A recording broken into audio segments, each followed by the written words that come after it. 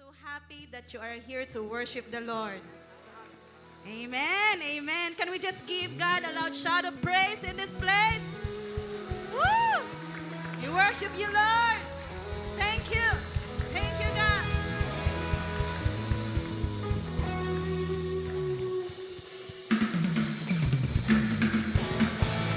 Woo! We thank you for your grace. And we are here, we are standing because of the grace, because of the mercy, and because of the power of the Lord. So let us celebrate His goodness. Come on, let's clap our hands. You gave me courage to believe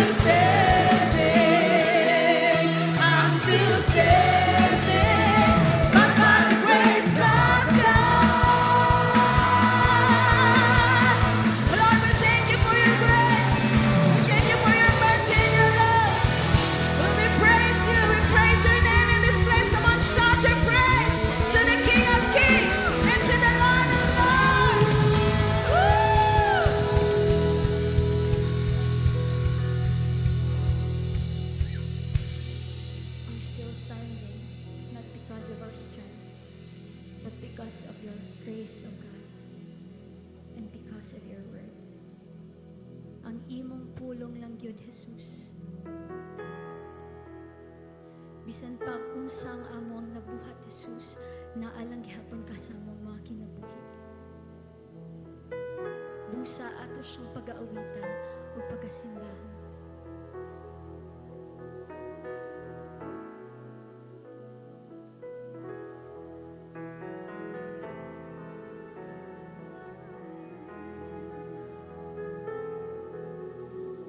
Gibangga mo ako, matod sa pulong mo, bisan sa kapakyasan, gipasaylo mo ako, O Diyos, daygon ko ikaw. Gibangga mo ako, matod sa pulong mo, bisan sa kapakyasan, gipasaylo mo ako, O Diyos, daygon ko ikaw. Ikaw,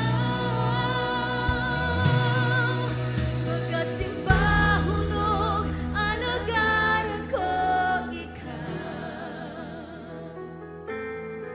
Sa bisan asa pa, ngalan mo ibayaw ko. Labihan ang grasya mo, nagkikahatag ka na mo.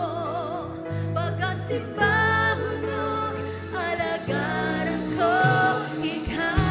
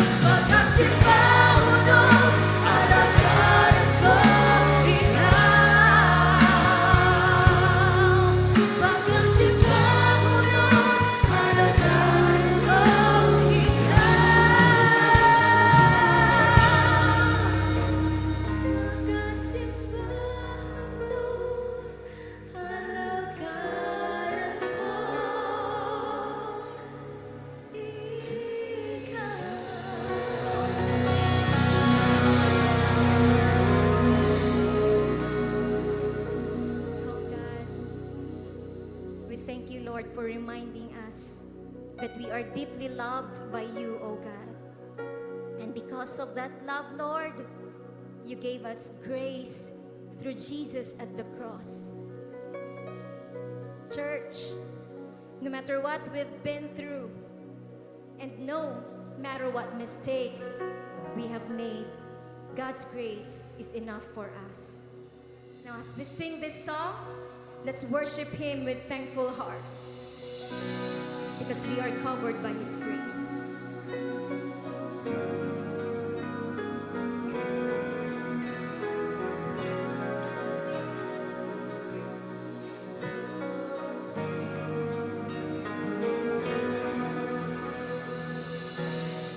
Glorious grace, grace, glorious grace.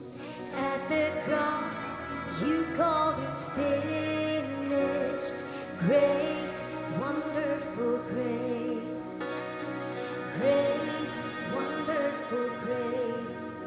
At the cross, all of my sins covered.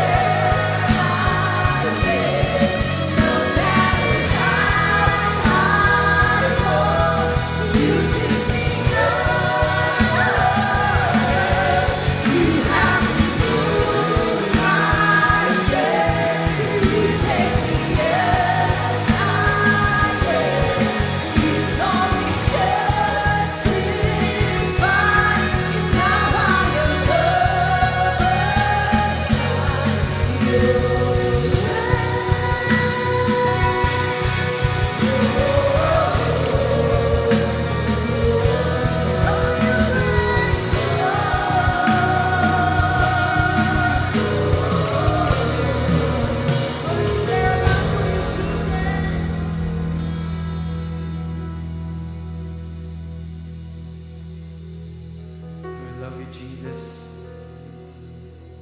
Lord, it's not about our goodness. It's not about us. But it's all about you, oh God. It's all about your love. It's all about your compassion. That's why we keep on singing and giving you praise. Come on, declare your love to Jesus this afternoon. Jesus. And I will sing forever. Jesus, I love you. And Jesus, I love you. And I will sing forever.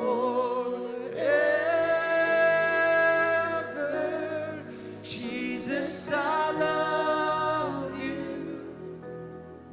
And Jesus, I love you.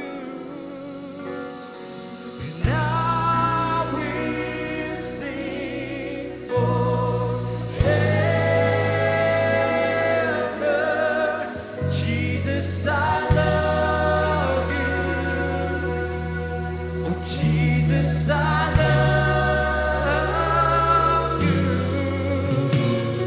And I will sing forever. Jesus, I love you. And Jesus, I love you. And I will sing forever. Jesus, I love you. Oh, Jesus, I love you. And I will sing forever. Jesus, I love you. Jesus, I love you. How wonderful, how beautiful, name above every name, exalted high. How wonderful,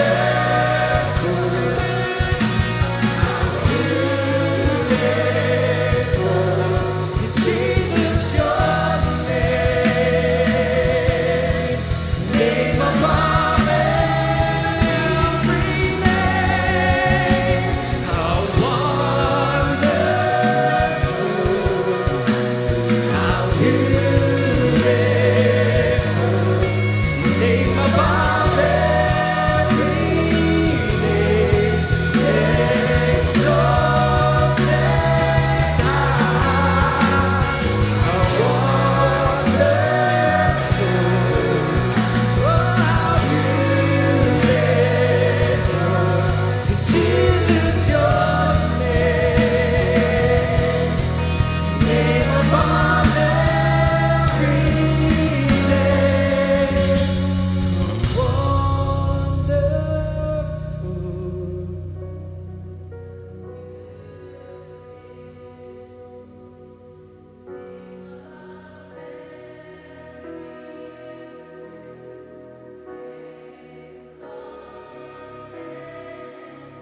Come on, lift your praises to Jesus. Oh, you're beautiful. Jesus, your name, name above every name,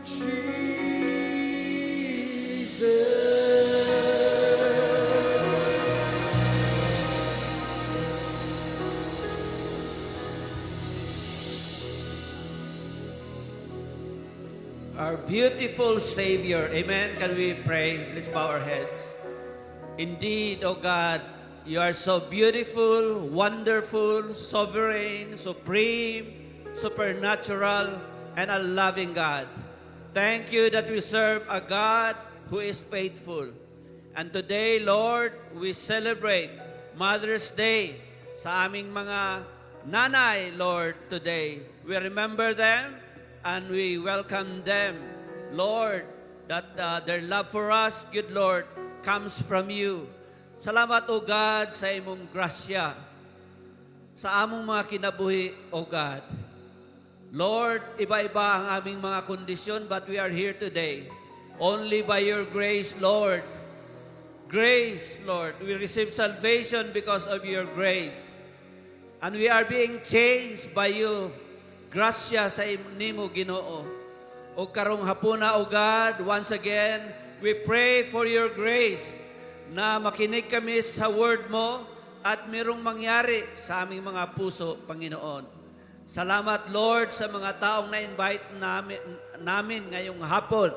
Salamat, O God, as we continue to pray, God, intercede sa aming country, sa aming syudad, Lord, at sa aming mga families, Father. Lord, kung meron man kaming mga loved ones na hindi pa namin na-invite, Lord, we pray for their salvation also, O God. And so, Lord, we pray for your word na marinig namin ngayong hapon, Father, at ang lahat na mangyari sa aming mga buhay. Something will happen, Lord, in our hearts, and something will happen in the lives of our first-timers, Lord, this afternoon. Salamat, Ginoo, among gibalik ang tanan nga dungog o pasalamat, Lord, diha sa imong tiilan. In Jesus' name, amen and amen. Palakpakan nato si Lord, and let's take our seat. Okay, welcome sa tanan. Ingnay mo tapad, welcome. I'm happy to see beside you again. Di ba? Again, yun na kay imong tapad karon mao gihapon na last Sunday. No? Og welcome sa ato mga first-timers. Naa pa sa taas. Dili kay nako maklaro, no? Pero nakakita si Lord. No, you are so welcome here. Lord, gusto ginamo amo prayer nga you are part of this spiritual family that will gather every Sunday, no? Every Sunday. And then, na-advance man ang atong celebration sa Mother's Day last Sunday, di ba? Para advance ang atong pagpalit og mga flowers para sa atong mga nanay. Kinsa ang naghatag og flowers sa inyong mga nanay? Amen. Pero karong adlaw maoron ang official ang world schedule sa Mother's Day celebration. So pwede gihapon natong i-celebrate sila karong hapon. Okay? Okay, so ready na tayo sa word of the Lord. Okay, let's welcome Pastor June Ogsad. Amen. Thank you. Glory to God. May hapon sa tanan. Okay lang ba ta? This is our second service, 2 p.m. service, and of course, I'd like to welcome everyone who are here. And nagpasalamat ko kay Lord because we had the opportunity to have our family reunion sa Ugsad, no? Ugsad family reunion. Meron pa bang mga relatives na nandito ngayon? Wala na? Kanina, hindi ikaw, lagi na kitang nakikita, Tor. Kanina umaga. Okay, I thank God for the blessing of family. Ang ibig sabihin pala ng Ugsad, that is an Hiligaynon word. Alam niyo ba kung ano? Sino mga ano dito? Ang ibig sabihin pala is full moon. No? So kapag lalabas ka ng gabi, sabi, oh, Ugsad na. It's full moon. At saka kung mag-google kayo, merong tinatawag na Ugsad Regional Gender Resource Center. That is an organization na parang sa UP Visayas. Oh, so pag-google kayo. Okay, so, but anyway, thank God for, kasi 11 years na kami hindi naka-reunion, so ngayon lang naman ulit nagkita-kita.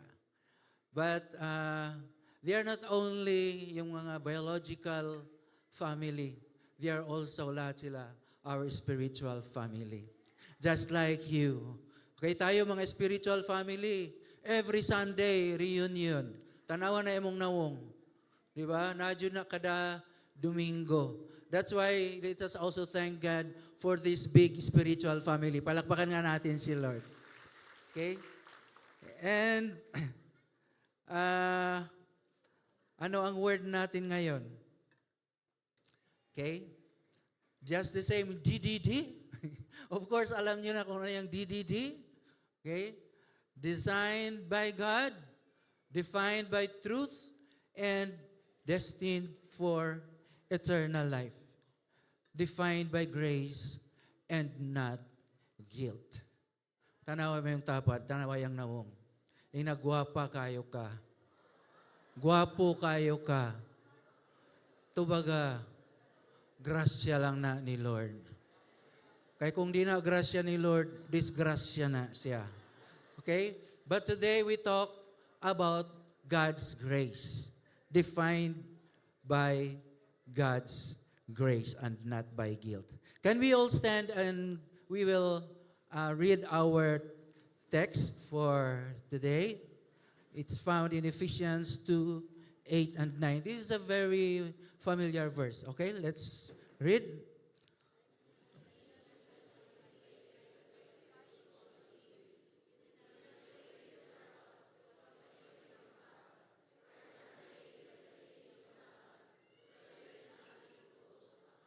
Okay, may God bless the reading of His Word. Can we now be seated? Okay, familiar, di ba? You have been saved by grace because you believe. Klaro man naman na jud siya. Kaya sige na nato ni siya balik-balik ug basa. Pero I know that God will have some new revelations para sa atin ngayong hapon na ito. I want also to read the Pinoy version. Paborito ko talaga itong Pinoy version. Bakit kaya? No? Sabi niya, sobrang bait ng Diyos, kaya niligtas niya kayo dahil sa faith niyo. Di ba? At hindi yon sa sarili niyong effort. Okay? Sarili niyong effort. Regalo ito ng Diyos. Hindi yon resulta ng ginawa niyo para walang maipagmalaki ang kahit sino. Hindi pala resulta ng mga efforts natin. Kahit anong effort niyo, wala pa ring kwenta, wala pa ring resulta yan. Why? Because grace is received through faith lang talaga. Ito yung isa sa mga essentials natin. Okay? Na by faith alone na ma-receive natin ang salvation. Wala yun na daghan point by grace alone. Okay? Grasya lang jud ni Lord. But you know what? We often carry, dala-dala natin. Dala-dala natin ang bigat, the heavy burdens. Always laging nire-replay yung mga mali na nagawa natin ilang years ago. 'Di ba? Parang karon kinsay ing ana, no? Balik-balik lang jud, remembering our failures. Sino nag-fail na dito? Ha? Yung taas ang kamay, hindi pa talaga siya nag-fail. Kaya magpapirma ko autograph. Ha? Nag-fail tayong lahat, 'di ba? And sometimes we quietly believe that they define who we are. Pero ang message ng word, ang message ngayon of the gospel tells us of a different story. Ibang story ngayon ang maririnig natin. You are not defined by guilt, but by grace. So ang sabi ng Ephesians 2:8 and 9, we are reminded that we are saved through faith and not by our works. Hindi yung mga gusto nating gawin sa buhay natin. So that means your worth is not based on how well you perform. Di ba? Ang daming magagaling mag-perform. Okay, binigyan tayo ng mga talent ni Lord. Di ba? Talent sa pagkanta dito. Talent sa mga music. Okay, pero hindi pala dyan. No, nagbe-base ang grace natin, no? Your worth is not based on how well you perform, but on what God has already done for you. Ginawa na ni Lord. Tapos na. Sabihin mo katabi mo, finish na ba eh? Dili ikaw ang finish, no? Ang ginawa ni Lord na grasya sa atin. Okay? Grace is a gift, not something you earn. Okay? So, in the Bible, we often describe grace, ang sabi is unearned favor. Hindi talaga natin kayang ma-earn ang grasya ni Lord.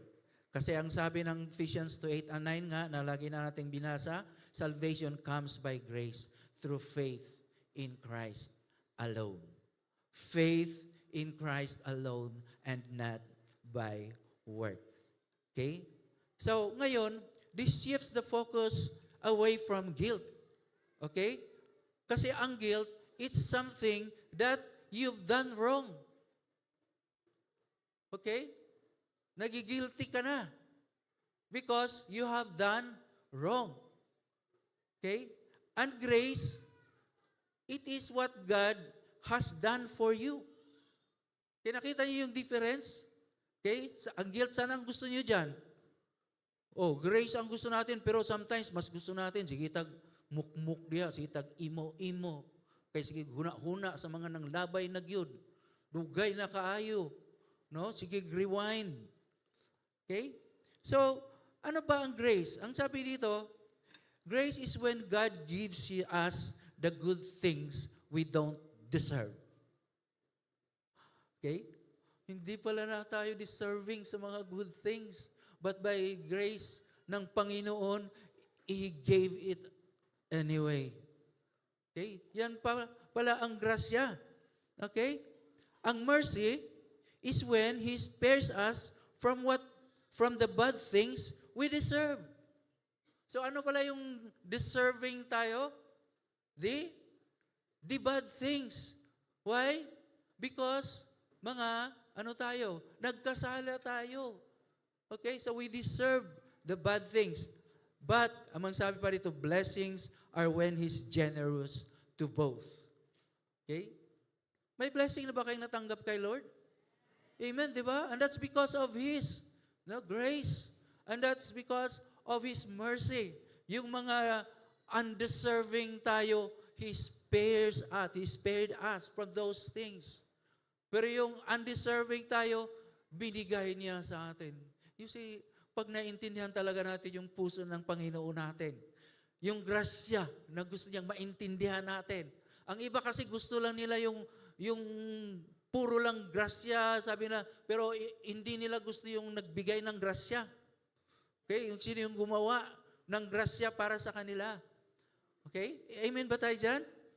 Anong opposite ng grace? Ng grasya? Anong opposite?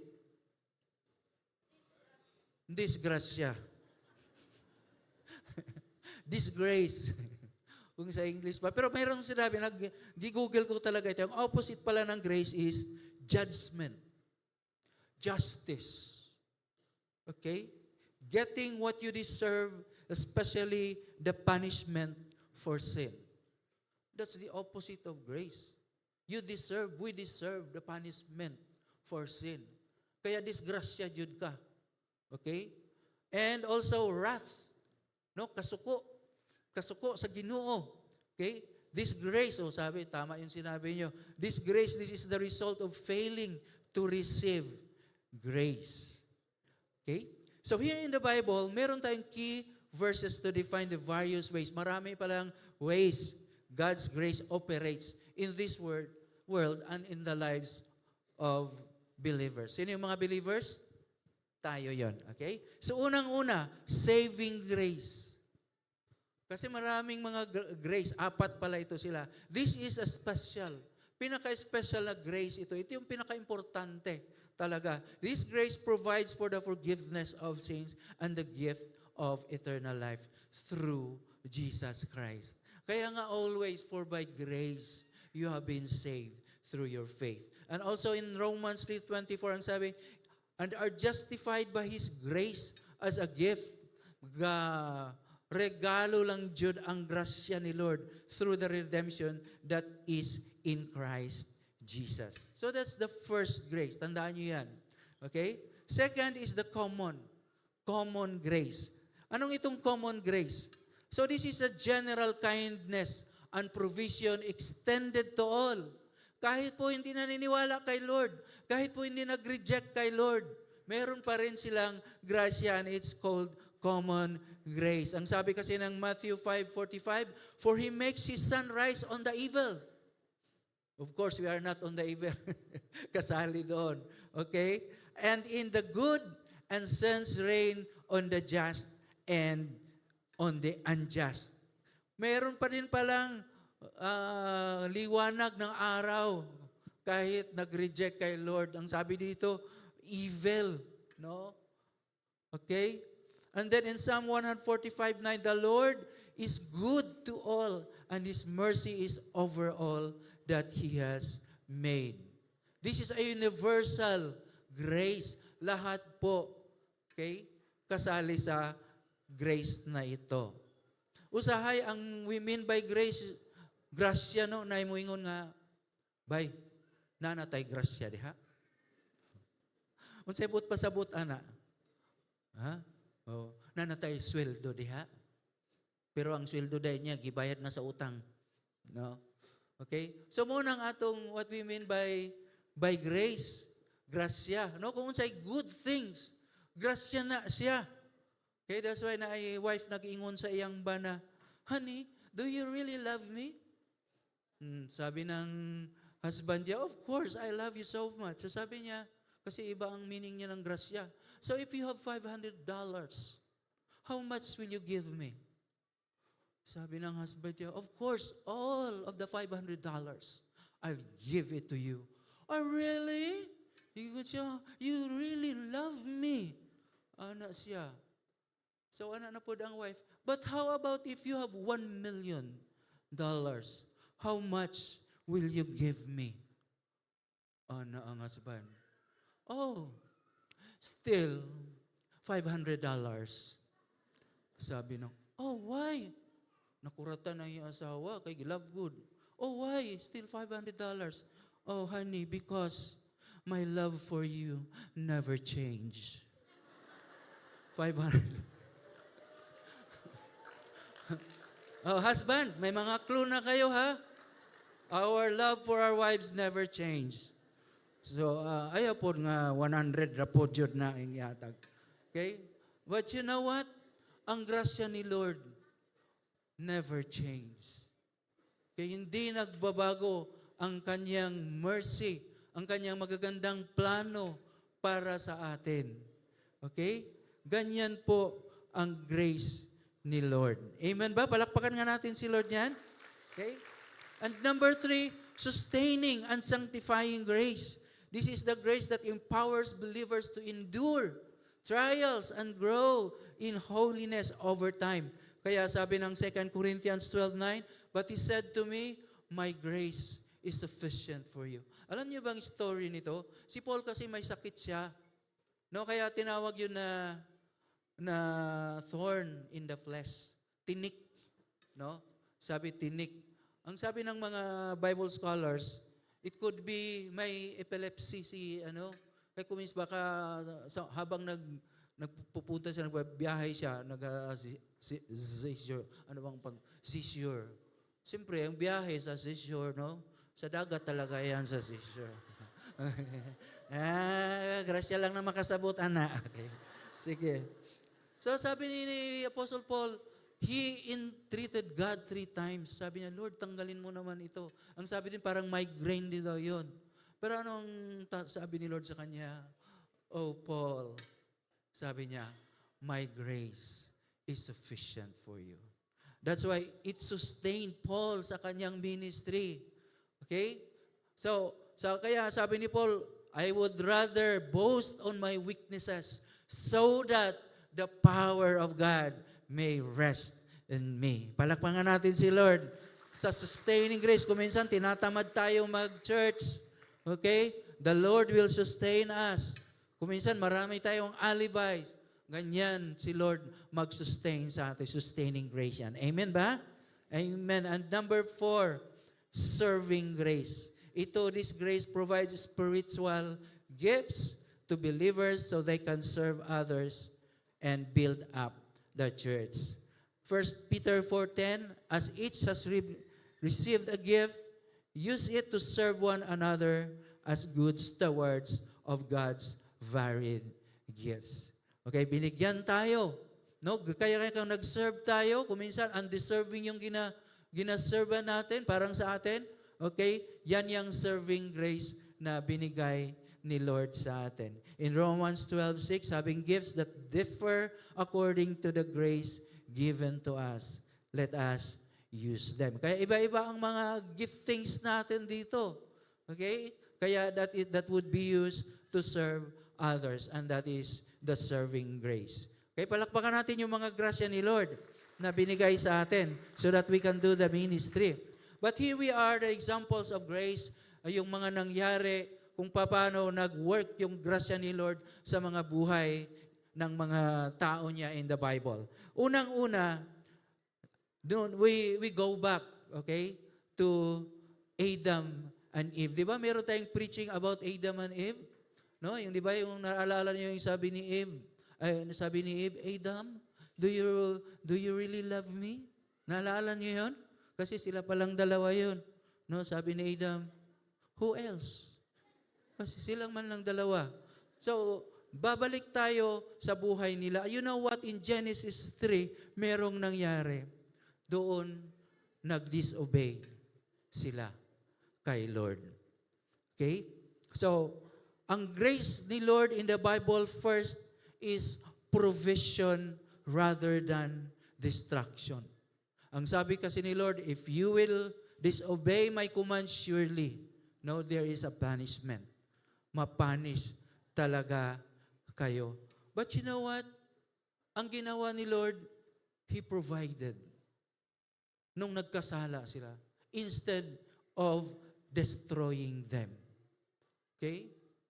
You see, ang heart ni Lord, sabi dito, He covered their shame.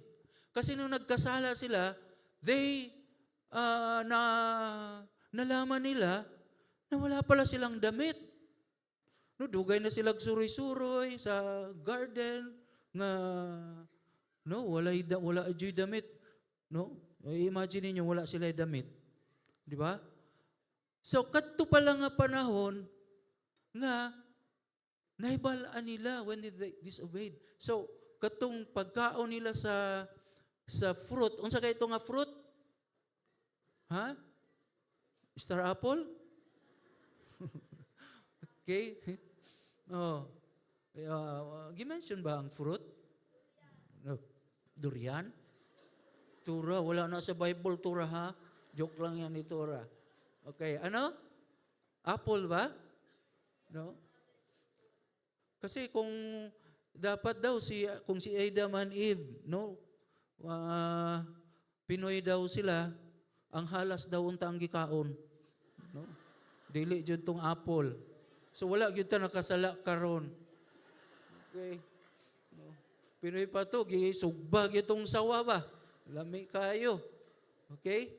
So, instead, ang ginawa ni Lord, He covered their shame. Kasi nung nagkasala sila, anak na ilang ninakwan, si Adan, ani. Si Eve, ani. Okay? Why? Nakabalo sila na ano pala sila. No? Wala silang covering. So why did God give Adam and Eve garments of skin instead of leaves? So kung Filipino po si Adam and Eve, mas kuan po kay ang daghan man nga leaves diri mga ipil-ipil.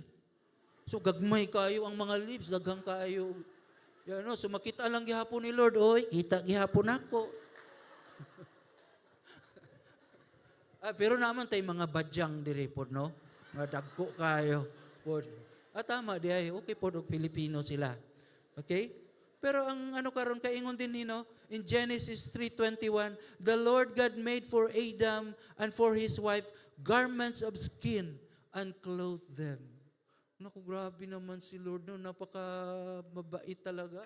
Grasya talaga ni Lord, no? This comes shortly after they have sewn fig leaves together and make coverings for themselves. You see, the sequence is importante kayo ang sequence ani. Human covering is mentioned first. Kasi it is in their own initiative. Gumawa sila ng kanilang covering. Okay? Although it does not criticize no directly yung covering of fig leaves, but it shows the insufficiency of the covering. Insufficient talaga. Okay? Di ba? Sometimes, mapagkamalan pa ni Eve na vegetable salad pala yung laundry ni Adam. Kasi nung nagbihis si Adam, yung dirty laundry niya, ginawa ni Eve na vegetable salad. So sabi ni Adam, Eve, that's not a vegetable salad. That's my dirty laundry. Okay? Kasi yung mga leaves nga ang gina-cover sa kanila. Okay? So, it's insufficient pag yun. No? Ginawa ni Eve na lauoy, no? Gigulay niya. Okay? So, the covering of leaves are a human response to guilt. Human response to guilt. It is not a lasting solution. So when God later clothes them with skin, the covering is no longer self-made. It was provided. The Lord provided for them the covering. Okay? He clothed them. Okay? So, ano na naman ang implication yan? Kasi mayroong skin na ginamit. So, this implies that an animal had to die. Merong talagang mamamatay. Meron talagang mag-shed ng blood for their covering. Okay? So, this is the first bloodshed. So, God, in the first, yung una talaga, He warned that disobedience would bring death. Now a life is taken in order to cover the shame of the guilty. So the covering is not only more durable than leaves, it is also costly. Why is it costly? Kasi may buhay na nawala. There is blood shed for that skin para magkaroon sila ng covering.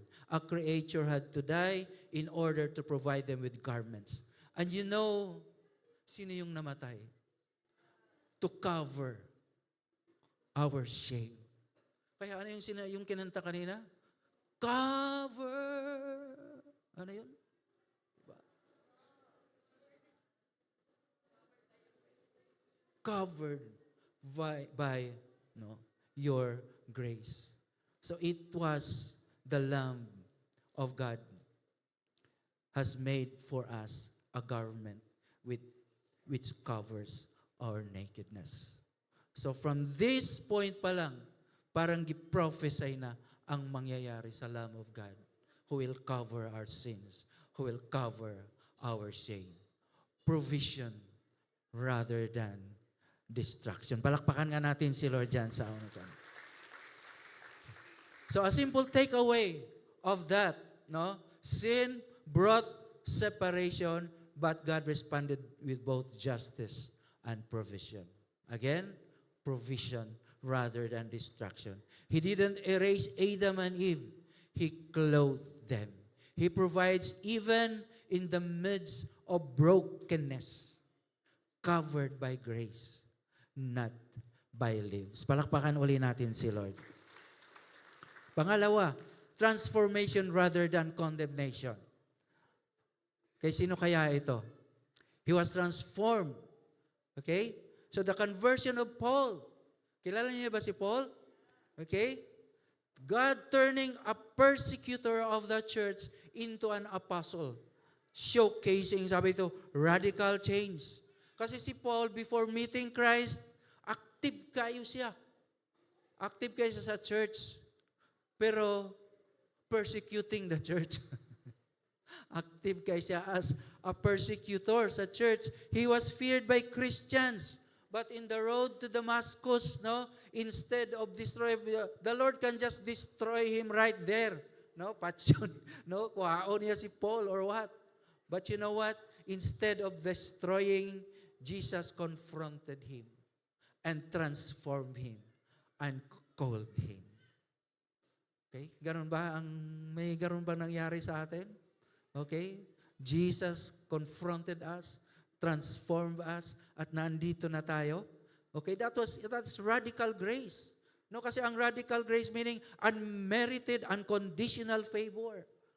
No, nagaling talaga kay Lord. It is free and unearned. Okay? So, anong nangyari, no? Kay Paul, it was grace that is greater than his past sins. Okay? Paul's history was dark, but God's mercy was greater. He persecuted mga believers. He was sincere, but sincerely wrong. Mali ang ginagawa niya. Okay? So, ganyan ang nangyari kay Paul. His dark history did not define his future. Grace did. During on the way to Damascus, no, na-met niya ang grasya, and that was Jesus Christ. So, grace transforms. Paul did not simply become forgiven. He became changed. Nagbago siya. Ang sabi nga niya, nung nalaman na niya na kung ano pala siya, he said, he was the chief of sinners, yet he also became the living picture of God's grace and mercy. Okay? Sabi nga niya, where sin increased, grace increased all the more. Ang sabi na ibang version, where sin abounds, but grace abounds all the more. So it is the grace that gives purpose. No, the persecutor became a preacher. The enemy of the church became one of its strongest voices. Okay? So sabi niya, he wrote later in 1 Corinthians 15:10, sabi, by the grace of God, I am what I am. Okay? God's grace doesn't only pardon a person, it can completely redirect his life. It can completely redirect his life. Just like us. Siguro ngayon, Sunday, hayahay kayo, no? Hayahay, di ba? Anatag Sunday. So, sa tendency na to, nasa beach tayo. Okay? Nasa mga, although hindi naman masama ang mag-beach. Okay? Pero, redirect ang life natin. Nasa church tayo ngayon, nakikinig tayo ng word ni Lord. Amen? Palakpakan natin si Lord. So grace is God saying, your failure is not the final word. I can write redemption into your story. Amen ba? So that was grace kay Paul. Transformation instead of what? Condemnation. And today, God also will not condemn us. And that's because of His grace for us. Amen? Number 3, salvation rather than deserved judgment. So, medyo heavy na gyud ni, no? Salvation rather than deserved judgment. Okay? Di ba, naatay ko sa TV nga, bawal judgmental. Okay? Pero, ang totoo niyan, deserved judgment. Deserved tayo for judgment. Okay? So, the cross, we not talk about the cross. Because the cross, siya yun ang ultimate demonstration of God's grace. Ang cross ni Lord. Okay? Offering salvation in place of deserved judgment. So that's at the heart of the gospel. Yun talaga ang pinaka-sentro, no, focus ng gospel, that through the death of Jesus Christ, humanity receives salvation rather than judgment sin deserved. Sabihin mo ang katabi mo, deserved No? Dugangi og yan. Ay mo yan. Deserve mo yan. No, ing ana ta usahay. No, unsay deserve sa Bisaya? No? Unsay deserve sa Bisaya? Merisi. No, si Pastora Merisi. Oh. Di ba? Napajud sometimes, ingnan natin, no, lain kayo ng tinawan from head to toe, tagam. Mo napagyulain, no? Gaba. Deserve mo yan. Ang gaba di ay, no, na ang tanaw na ako, inescapable bad luck. Nalimang ka mag-prophesy ka o gaba sa imong kapatid. Not just an ordinary misfortune, but the world, ibig sabihin, that the world is conspiring against you. Ug mo yung ka gaba, nga ang tibuok kalibutan is conspiring against you. So ay di na jud ta musulti og gaba, no? Miri silang kay di kayo. Maurag yapon. No? O chitosi, kana wala kay na kuan, no? Kanang gani stress na kayo ka tapos sinabihan ka pa nga deserve mo yan. Kasi sabi mo pala sa resume mo no nag-apply ka sa trabaho mo, ang sabi mo doon can work under pressure. Kaya deserve mo yan. Okay? Ingana ang mga murag magselo-selo sa ato ang karir, no?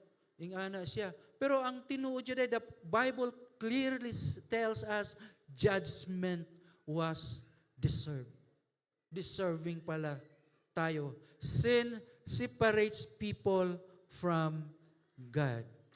Ang sabi ng for the wages of sin, no, sa kadugayang pakyut na nagamali ragyod. For the wages of sin is death. Deserve tayo.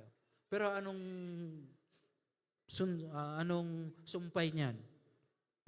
But the grace of God is eternal life through Jesus Christ our Lord. Okay? So Jesus, because of that, Jesus took what we deserve. No? On the cross, Jesus bore sin's penalty in our place. Sabi niya ni Isaiah 53:5, He was pierced for our transgressions. The punishment that brought us peace was on Him.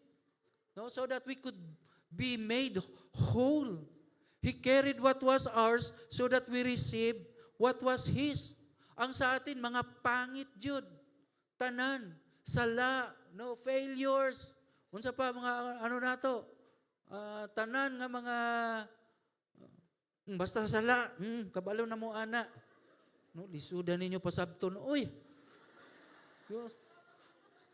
Sige pa tag-explain. Kamo daw direbe. No, tanang sala nato. Gidala na ni Lord. He bore everything so that the punishment, no, will give us peace. No, ang tanan iyang gidala, no? Ang iyaha gihatag niya sa ato, peace, forgiveness, and life. Okay? So at the cross, justice was satisfied and grace overflowed. Okay? So this means your story is not defined by your failures, by your sala, but by the unfinished work. But by the, naminaw mo, mali to, finished work. Okay? Of Christ. The scars of Christ speak better word. Forgiven, redeemed, loved, and restored. So God, number 3, God gave us what we did not deserve. And that is grace. Instead of condemnation, God offers forgiveness. Alam niyo yung ibig sabihin pala ng coffee? Spelling ng coffee? C-O-F-F-E. Ang ibig sabihin pala niyan, Christ offers forgiveness for everyone and everywhere. Mag-coffee na tayo. No? Kasi mayroon iba rin sa Tagalog, kape. Alam niyo ibig din sabihin ng kape? No? Kausapin ang Panginoon every time. Wow. See, let us, pero basig magpalpitate na po ko. Dili ko katulog. Okay? So forgiveness. Yan. No, instead of condemnation, forgiveness. Instead of condemnation, reconciliation. Restoration of all our broken relationship. Sino may mga karelasyon na dito? Okay? Hindi, huwag kayong mag-break yan. But kung ma-broken man yan, okay, God will restore that by His grace. Okay? And then you have a new life. Ma-born again ka na. Di ba yung preaching natin, yung born again, naalala nyo yun? No? No? Kahit magsakay siya ng kabayo, no? Okay? Ganyan ang life, ganyan ang new life, excited always. No? Kay Lord. Okay? So adoption as His children. We are being adopted. Alam nyo, di ba, naalala nyo yung adoption as a children? Kung sa Jewish, Roman ba yun? No? Mas firm, no? Hindi na nagbabago yung relasyon kung you have that adoption papers. Mas maganda pa kahit sa anong klase na relasyon sa family, yung adoption. So pwede na tayong magsumbong kay Lord. No? Kung meron tayong mga problema, magsumbong tayo kay Lord. Kaya sabi nung isa, nagsumbong siya, nagreklamo siya, Lord, may reklamo ako sa iyo. Alam mo ba, Lord, na ang tubig at saka ang ilaw na binigay mo na libre, may bayad na ngayon. No? Wow, grabe. Mahal pa talaga sila, Lord. Pwede tayong magreklamo kay Lord niyan. No? Kasi naputlan na og kuryente dire. Ha? Kitsa naputlan. Oh, ayun yung nagaba, ha? Okay? O, sige. Mag-pray tayo na mabigyan tayo ni Lord ng, o mag-pray tayo na hindi lang ikaw ang maputulan, lahat tayo para isa lang. Patas-patas na tayo lang. Ang ibig lang natin sabihin, pwede kang magreklamo kay Lord kasi anak na tayo niya at siya na po ang ating Ama. At ang pinaka-last, eternal hope. Okay? Yan ang pinaka-importante. He gave us. No? Kasi kung wala'y pag-asa, wala gyud tanan. Wala tay paglaom. Diha kay Kristo, no, is ang atong eternal hope is founded. Amen? Amen. So grace doesn't make sin small. It shows how great God is. Kaya nga may tanong dito ang sunod. Now, do we need to talk about guilt? Kasi ang sabi na ito, grace doesn't make sin small. It shows how great God's grace or God's love is.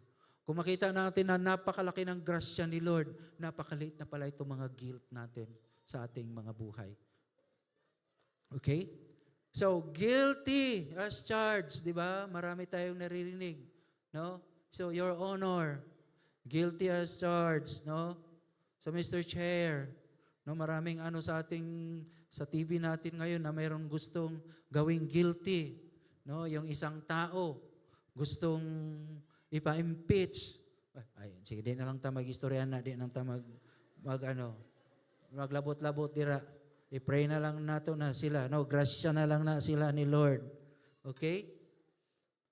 So, pwede ito po maistoryahan, no? Kay usahay, no, we laugh at Judas. Nakainom mo kita si Judas? We laugh at Judas, kay guilty daw siya of betraying Jesus for 30 pieces of silver. Okay? Pero, wala takabalo that the truth is, we betray Jesus for free. May pa si Judas. Napay price ang iyang betrayal. Kita, free. ginahimo na to kay Lord sometimes, di ba? Dili sa ako, Lord, dili sa guilt. Kung ana ang atong mga ginahimo, pero di ba? Kahit papaano, mayroon tayong guilt. Okay?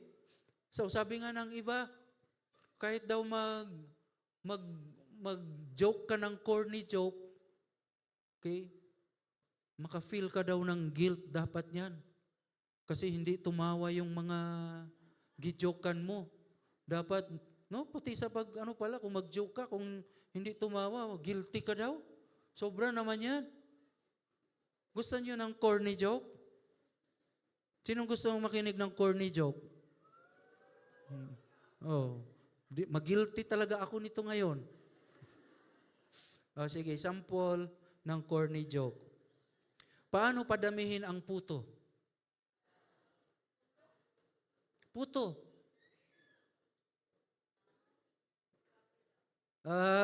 Tama. Puto copy mo. Tumawa lagi kayo. Wala akong guilt eh. Ang ibig point lang natin dito, napakarami, kahit mga konting mga trivial na mga pagka hindi, parang hindi tama or hindi mo na please yung ibang mga tao, you feel guilt. Di ba? So, dito, if we are defined by grace through Jesus Christ, then guilt no longer gets to define who we are. But talking about guilt, okay, meron din pala lang konting, but in a right way. Okay? Kasi tayo nga, hindi naman tayo, di ba? Grasya ni Lord lang sa atin lahat. Okay? May parang makabigay pala sa atin yan ng helpful na distinction. Okay? Itong guilty before God, this is our condition apart from grace. Okay? Sabi nga, for all have sinned. Apart from grace. The Bible is honest about sin, and guilt reveals our need for mercy. Kasi pag hindi tayo nakaka-feel ng guilt, okay, na nagkasala jud ta, we don't also need, okay, mercy. Parang hindi tayo nakaka-feel that we need God's mercy. Okay? So, guilt as identity, no? Kasi living in condemnation, ito, living condemned. This is for someone who has received Christ. Guilt is no longer the name over your life. Because grace now gives a new identity. Because grace now, you are now forgiven, okay? You are now redeemed, you are now reconciled, and you are now loved. And the last is adopted as God's child. So sabihan mo ang katabi mo, ikaw yan. Ikaw yan kay Kristo. Kailangan mo pa bang i-memorize yan? No? Ikaw yan, kapatid. So conviction versus condemnation. Condemnation says, you are a failure. Conviction says, this is not who God is shaping you. Sabihin niyo, let us personalize this. This is not who God is shaping me, shaping us to be. So, just come back and ask for forgiveness. And God's grace is powerful. Amen ba? So, do we still need to talk about guilt? Yes. But as something that Christ carried.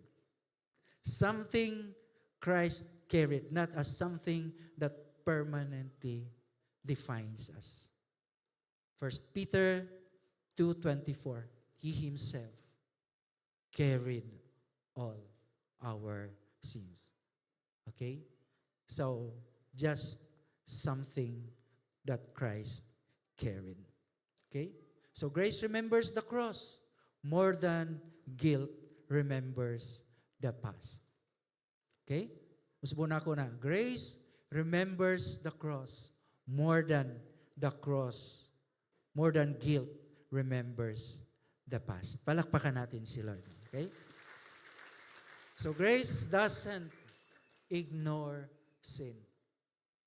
It overcomes it. Does not ignore sin. It overcomes sin. It restores. It renews and reminds you that you are loved, that you are forgiven, and you are not beyond redemption. Mga kaigsuunan, today, don't let guilt name you. Let grace define you. Okay? Walk not as someone chained to the past, but as someone set free.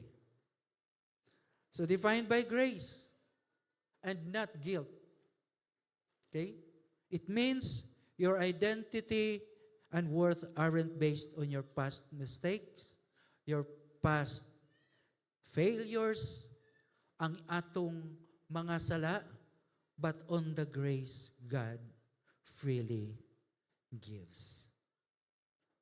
On the grace that God freely gives. We call the gospel the good news. Ano ba yung gospel? The birth, the death, the resurrection, and the coming again of our Lord Jesus Christ. It is good news. Not because we earn God's favor, but because God lovingly provided what people could never provide themselves. We cannot provide, okay, for our own, but grace. It is called grace. So Adam and Eve, they failed. Because of them, humanity failed. Pero ang grasya ni Lord, God provided covering and hope. He clothed them. He provided them with garments of skin. And for Paul, ano yun? A persecutor, yet God gave radical grace and a new purpose. So from a persecutor, si Paul naging isa sa mga maraming epistles in the New Testament. Okay. Napakadami niyang sinulat. He was not destroyed, but he was transformed. And what Jesus has done for us in the cross. Deserve sana tayo lahat. No? Deserve tayo lahat ng judgment, but it was met by undeserved mercy through our Lord Jesus Christ. So Jesus received the judgment, we receive salvation. Jesus took the cross, we receive grace. Jesus took the cross, we receive God's grace. So this we declare this afternoon. Sige, naandyan. Basahin natin lahat. Go. I am not defined by my guilt, but by God's grace in Christ. Palakpakan natin ang pinakamalakas si Lord. Grasya lang gyud ni Lord nga ni atatanan karon dinhi. We all are undeserving, but because of God's grace, we are here. We are here by God's grace. Can I now talk to our new friends? May mga new friends ba tayo? Can I request yung mga new friends natin to please stand? Tumayo talaga kayo? Okay, pwede? Meron ba tayong mga new friends? Wala na kayong mahiya, please. Tumayo tayo.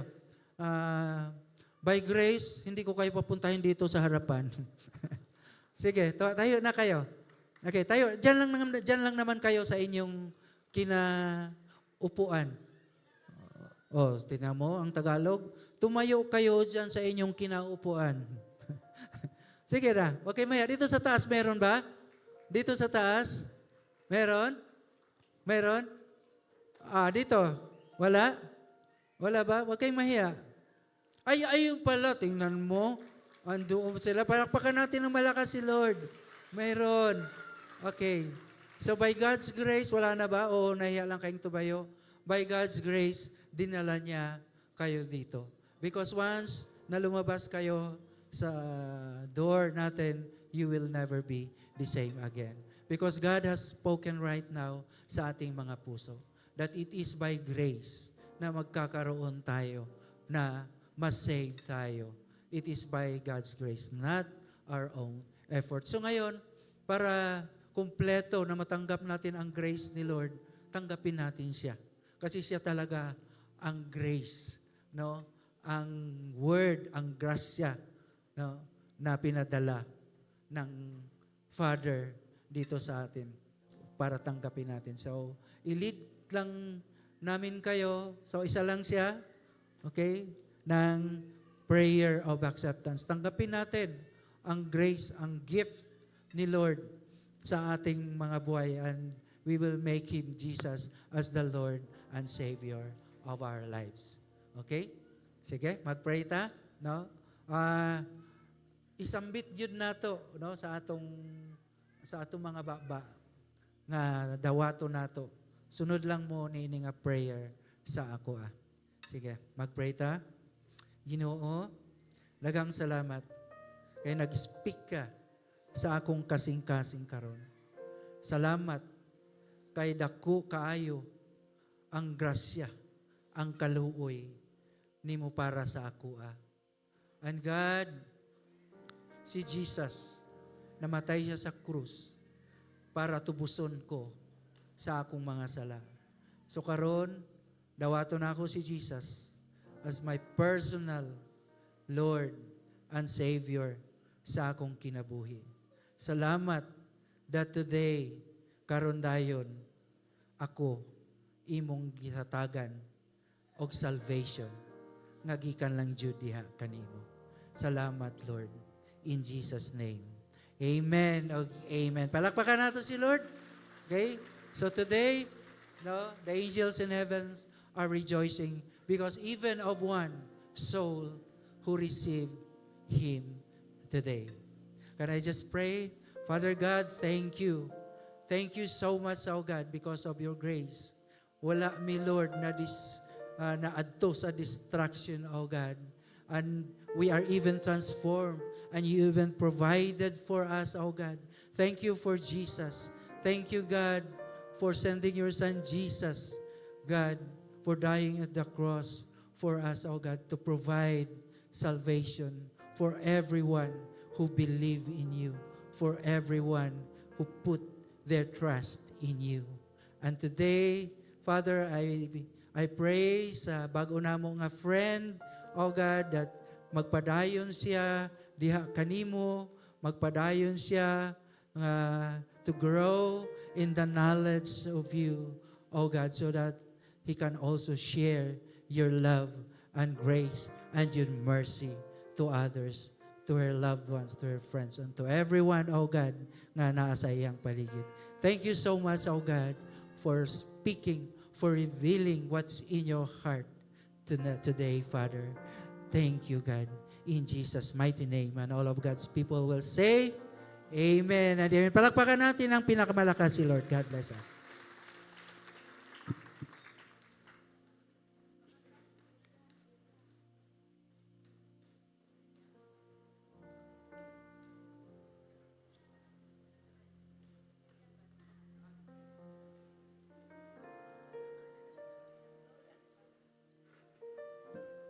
Alam ko, ang word nag-speak na sa atin, but we will hear more, no, of God's grace through a song na ibibigay sa atin ni Ate Lirian.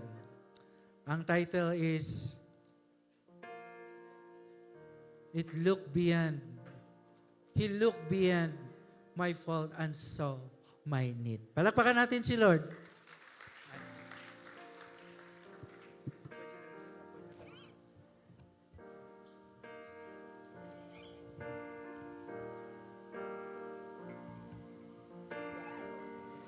Amazing grace will always be my song of praise. For it was grace that brought my liberty. I do not is why He came to love me so. He looked beyond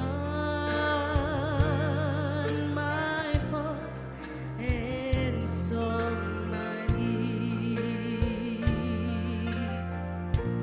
I shall forever lift my eyes to Calvary to view the cross where Jesus died for me. How marvelous the grace that caught my falling soul. He looked beyond my fault and saw my need. Come on, sing with me. I shall forever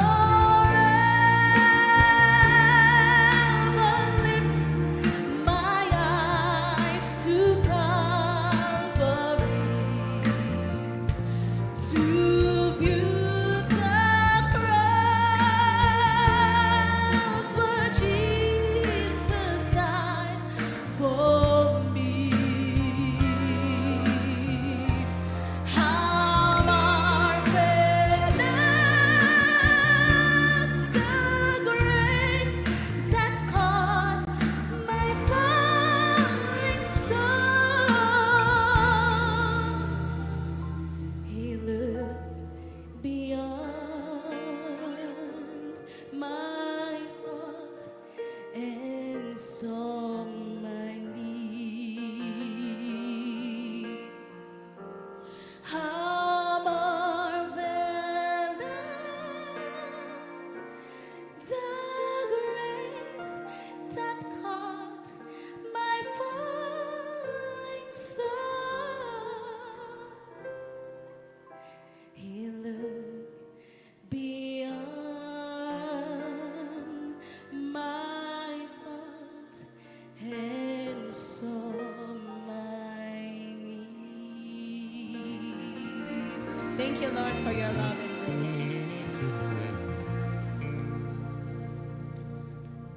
Amen. What time is it? It's time to give. Our key text for this afternoon is found in Matthew 6:33.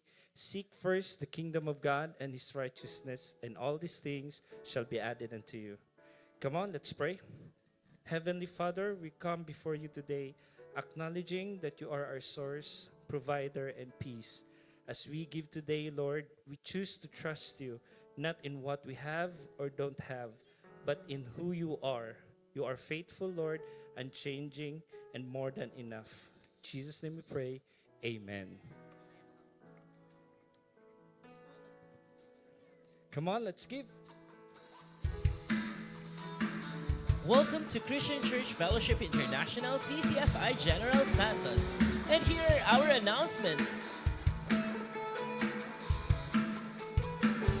Welcome to our Sunday service. We have 10 a.m., 2 p.m., and 5:30 p.m.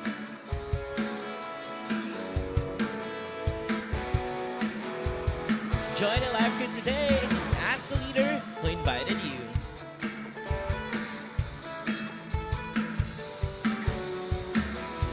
Stay connected on our social media, Facebook, Instagram, and YouTube at CCFI Jensen. Dawn prayer meetings 5 a.m. every first Saturday of the month here at our church facility.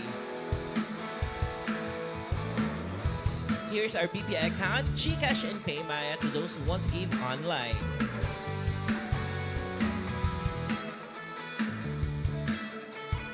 And have a happy birthday sa lahat ng may birthday this week. Happy birthday!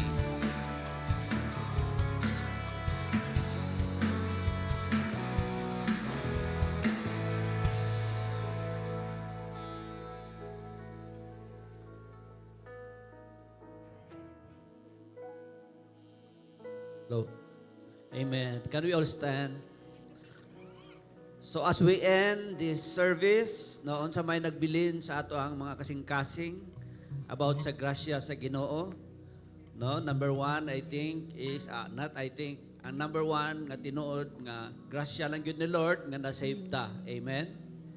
Grasya lang po ni Lord nga ginabag-utan niya. Diba? O grasya po sa Ginoo nga ganahan ta mo simba sa iyaha. Amen.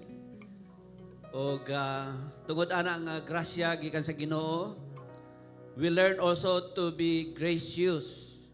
Sa Bisaya, to be gracious. Nga muhatag og understanding no, sa mga tao nga close ato. Labi na sa mga family, no? Be gracious sa mga imperfection sa atong kauban sa balay. Tama ba? Be gracious sa mga amigo kung makasala sila sa ato. Pasayloon po nato sila. Is that amen? Amen. Can we raise our hands to God? Thank you. Hello. Thank you once again, O God, for your grace towards us. Thank you, Father, for our new position that we become your children. And thank you, God, that you are a God who will never fail, a God who will never reject us. And so it is our prayer, Lord, that we will learn also to be gracious to other people, especially our own families and our own spiritual families. And now, may the love of God, our Father, the grace and mercy of our Lord Jesus Christ, and the presence, the power of the Holy Spirit in us, will be with us. In Jesus' name, amen. For thine is the kingdom and the power and the glory